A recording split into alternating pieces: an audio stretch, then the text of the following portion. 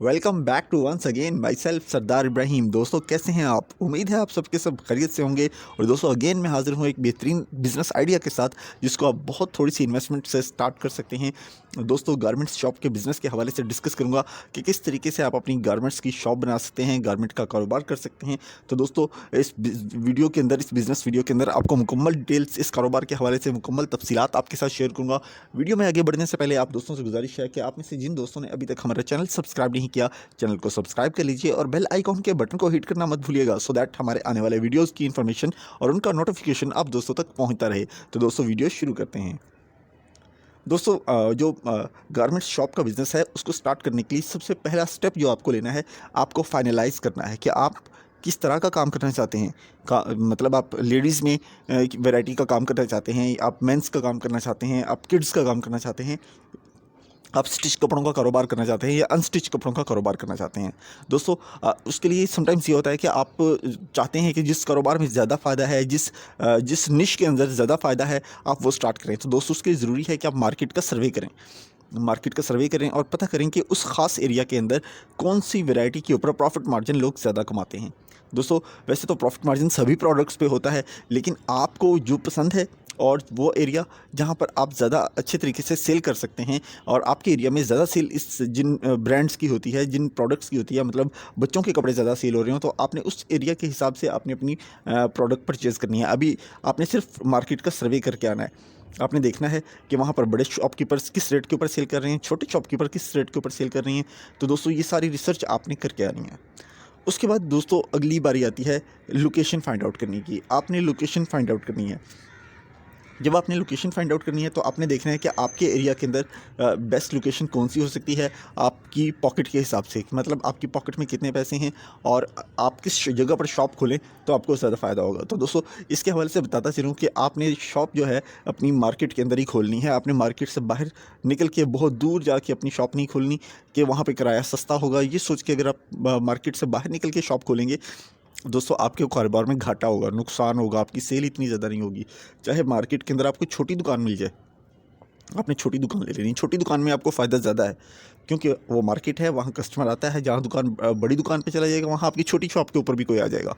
तो दोस्तों आपने मार्केट में शॉप लेनी है, दुकान का किराया ज़्यादा देना पड़ जाए, चाहे आपको छोटी दुकान लेनी पड़ जाए, आपने इस बात से नहीं घबराना। आपने शॉप जो है वो मार्केट के अंदर परचेज़ करनी है। तो दोस्तों अगली बात मैं आपसे कहूँगा कि अब बारी आती है आपको अपने पैसे की, इन्वेस्टमेंट को, फाइनेंसेस को मैनेज करने की। तो दोस्तों ये बड़ा अहम पॉइंट है जो मैं आपके साथ डिस्कस करने लगा हूँ, इसको ज़रा ध्यान से सुनिएगा। दोस्तों जो पैसा है उसको आपने डिवाइड करना है 2 हिस्सों के अंदर, बल्कि 3 हिस्सों में डिवाइड कीजिएगा। 70% वो है जो आपने परचेजिंग करनी है। उस 70% के अंदर भी आपने शुरू में परचेजिंग जो है वो 35% की करनी है। अभी मैं बात कर रहा हूँ 70% की। 70% में से 35% की आपने शॉपिंग कर ली और 35% जो आपने शॉपिंग की है वो सिर्फ आपने उन्हीं उन्हीं प्रोडक्ट्स की करनी है जिनकी सेल बहुत ज़्यादा है। वो वाली वैरायटी की आपने प्रोडक्ट्स की परचेज़ करनी है जिनकी सेल बहुत ज़्यादा है, क्योंकि समटाइम्स सीज़न ख़त्म हो जाता है तो फिर स्टॉक पड़ा रह जाता है। आपका नया कारोबार है, आपको बहुत फूंक फूंक के कदम रखना होगा। आपने अपनी जो 70% पैसा आपने बिज़नेस के लिए रखा है उसमें से 35% की जो आपने प्रोडक्ट माल ख़रीदा, स्टॉक परचेज़ किया, वो आपने वही स्टॉक परचेज़ किया जो कि रनिंग आइटम था, रनिंग प्रोडक्ट था, आपने परचेज़ कर लिया। अब दोस्तों आपने अगला स्टेप आता है, जो आपने 30% बचा के रखा है, 30% में से 15% आपके पर्सनल एक्सपेंस के हैं जो आपने उस कारोबार में से अपने लिए खर्च करना है, और जो 15% है वो आपके फ्यूचर के लिए, कि आपको फ्यूचर में ज़रूरी काम आ जाए तो आपके लिए उसको आपने वहाँ पे खर्च करना है। तो दोस्तों जब आपने फाइनेंसिंग कर ली, अब आप जाके प्रोडक्ट परचेज़ करें। आप अपने बड़े शहर आपके जिस एरिया में रहते हैं उससे वहाँ पे जो बड़ी होलसेल मार्केट है वहाँ से जाके परचेज़ कर लें, या आप किसी दूर गाँव देहात कस्बे या में रहते हैं और वहाँ से आप किसी बड़े शहर में की होलसेल मार्केट के अंदर जाते हैं, तो आपने क्या करना है, जिस एरिया के अंदर जाना है वहाँ के बड़े होलसेलर्स का पहले पता करना है कि कौन किस रेट के ऊपर माल दे रहा है। कम से कम 6 से 7 होलसेल डीलर्स जो हैं उनको आपने विजिट करना है। अगर आप फैक्ट्रियों से डायरेक्ट माल परचेज़ कर सकते हैं, स्टॉक परचेज़ कर सकते हैं, तो आपने डायरेक्ट फैक्ट्रियों से स्टॉक परचेज़ करना है। इसमें आपको फ़ायदा ज़्यादा होगा। लेकिन अगर आपको होलसेल डीलर्स अच्छी प्राइस दे रहे हैं और आपको फैक्ट्रियों का पता नहीं है, तो आप होलसेलर्स से भी स्टॉक परचेज़ कर सकते हैं। दोस्तों उनसे अपना स्टॉक परचेज़ कीजिए। जितना 70% मैंने आपको बताया था कि 70% जो अमाउंट आपने अपने करंट शुरू में अपने बिज़नेस के ऊपर इन्वेस्ट करनी है, उसका 35% का आपने स्टॉक ले लेना है और 35% आपने सेव करना है। दोस्तों 35 का आपने वो स्टॉक परचेज़ किया है जो कि आपका आपने पता किया है अपने इलाके के अंदर कि ये आपका आइटम ये वाला जो प्रोडक्ट है ये मार्केट के अंदर बिकता है, तो वो वाला स्टॉक आपने परचेज़ कर लिया। अगली बारी आती है दोस्तों जब आपने अपनी शॉप को आके रेनोवेशन आपने अपने कंपेटिटर्स के मुकाबले में करनी है कि जिस तरह की रेनोवेशन उन्होंने की है उसके मुकाबले में आपका जो शोकेस है वो थोड़ा आई कैचिंग लगे।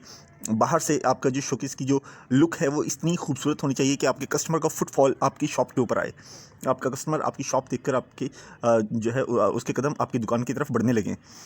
तो दोस्तों आपने उसके बाद जब आपने अपनी शॉप की सेटिंग कर ली, आपने 35% का जो स्टॉक था उसके अंदर लगाया, आपने डिस्प्ले किया, दोस्तों आपको सेल मिलना शुरू होगी।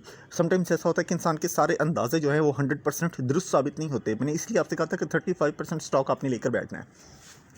कुछ चीज़ें आपकी स्लो मूविंग होंगी, कुछ चीज़ें आपकी फास्ट मूविंग होंगी, तो आपको समझ आ जाएगी कुछ दिनों के अंदर कि आपका स्टॉक किस तरह का बिक रहा है। तो जब आपको समझ आ जाए कि ये वाला मेरा स्टॉक जो है ये बिक रहा है और इसके अंदर इस तरह की जो है वो रेनोवेशन की ज़रूरत है कि मुझे इस तरह से कपड़ों के बच्चों के कपड़ों में भी इस तरह की वैरायटी अगर मैं परचेज़ करके लेके आऊँ तो उसकी सेल ज़्यादा है।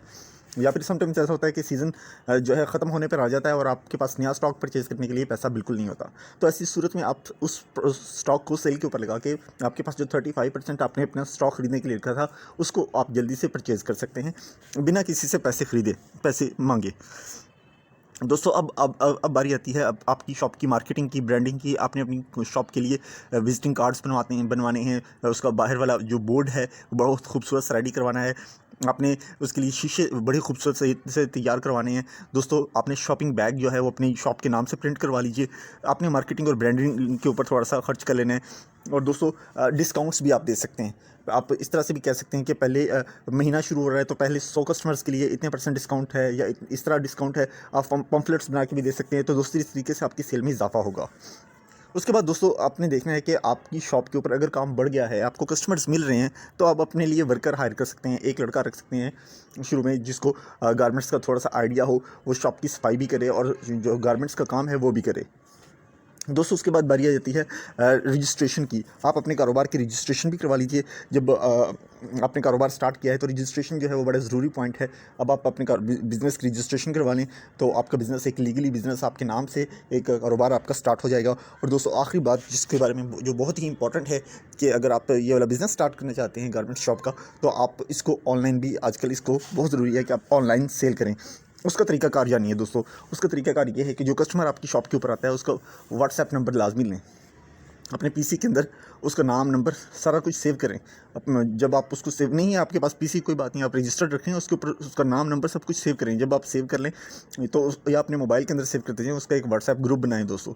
उसका व्हाट्सएप ग्रुप बनाएं। व्हाट्सएप ग्रुप बनाने के बाद जैसे ही आपके पास न्यू वैरायटी आती है, क्योंकि जो कस्टमर आपसे स्टॉक परचेज़ करके गया है वो आपकी शॉप के ऊपर दोबारा आना चाहिए, उसका नाम अपने व्हाट्सएप ग्रुप में डाल दीजिए, जिसके अंदर आप ये वाली ऑप्शन जो है सेंड कर दें कि only admin can send messages. ये बहुत आसानी से सेटिंग लग जाती है।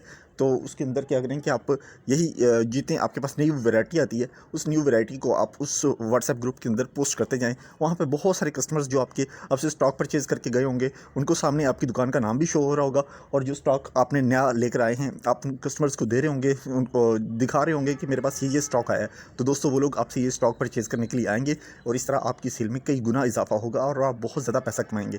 इसके अलावा दोस्तों आप दराज के ऊपर सेलर अकाउंट बना के, अमेज़ॉन पे सेलर अकाउंट बना के भी इसको सेल कर सकते हैं और बहुत सारा प्रॉफिट कमा सकते हैं। OLX पे सेल कर सकते हैं, अपनी वेबसाइट बनवा सकते हैं।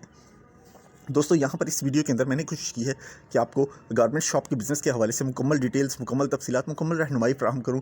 और मेरी कोशिश है कि आपको जिस भी कारोबार के हवाले से गाइडलाइन दूँ, एक ऑथेंटिक गाइडलाइन दूँ ताकि आप अच्छे तरीके से कामयाब हो सकें, उस कारोबार को आगाज़ कर सकें। दोस्तों मेरी कोशिश, मेरी काविश आपको पसंद आई हो तो वीडियो को लाइक कर दीजिएगा, चैनल को सब्सक्राइब कर लीजिएगा, बेल आइकॉन के बटन को हिट कर दीजिएगा, सो दैट हमारी आने वाली वीडियोज़ की इन्फॉर्मेशन भी आप दोस्तों तक पहुँचती रहे। दोस्तों मिलते हैं नेक्स्ट वीडियो में नेक्स्ट बिजनेस आइडिया के साथ। आज की इस वीडियो में मेरी तरफ से बस इतना ही। Thank you very much.